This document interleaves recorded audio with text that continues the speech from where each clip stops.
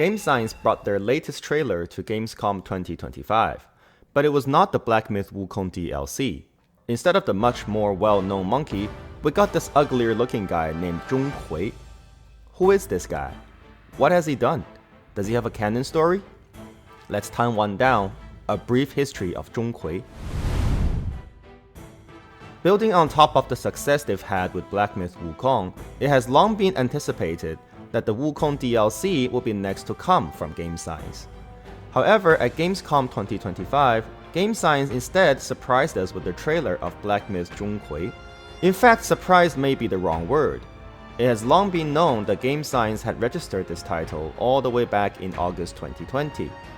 Now that we know the project is indeed coming in a few years, allow me to give you a quick Zhong Kui 101. If you were to walk through neighborhoods in China during certain festivals, you might spot this intimidating looking guy on doorposts or even hanging in homes, holding a sword with optional tiger riding and demon wrestling. His name would be... take a guess? No, he's Zhong Kui. For over 1,000 years, he has been one of Chinese culture's most monumental home protection system. We'll get there in a bit. Unlike Wukong, who has an actual novel describing his folklore in detail, Zhong Kui stayed mostly as a symbol, without literature that we would now consider to be canon. While Chinese people everywhere across the country reimagined art and literature to give him different stories, he does have a mostly accepted origin. We go back in time to the Tang Dynasty, around the 7th or 8th century. Zhong Kui was a brilliant scholar who traveled to the capital from the mountains to take the extremely difficult imperial exam. This exam, still being practiced in China to this day in revised formats, was the only key to a career in the government. It was realistically the only way for a peasant to leap into the upper class. He aced the exam and was named the top scholar, which we call 状元. But there is one slight problem. Zhong Kui was said to be... how do I put this lightly? Conventionally unattractive. It was said that he had bulging eyes, a menacing face, and wild growing facial hair.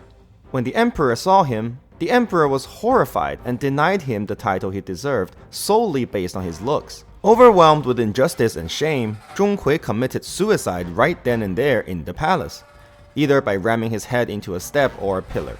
The emperor, filled with regret, ordered a burial of the highest honors for him, in the red robes of a top scholar. Just to quickly clarify here, back then, judging a person based on appearance was definitely an allowed practice, especially when it comes to government positions.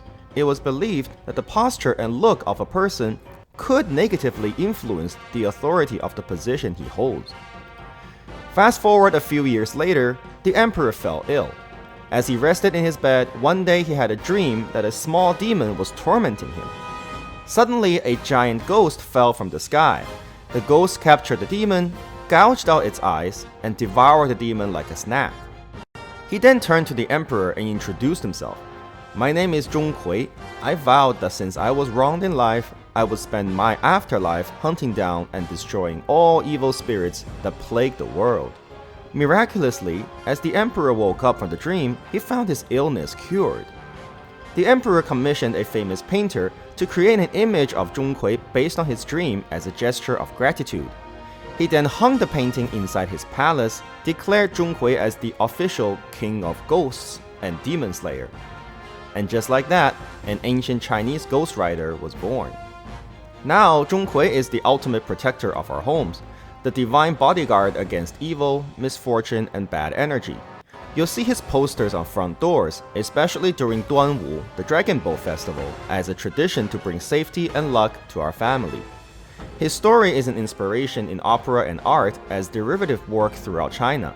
He also represents an implied ideology, that being hard on the eyes would not stop us from worshipping him because he protects the world we live in.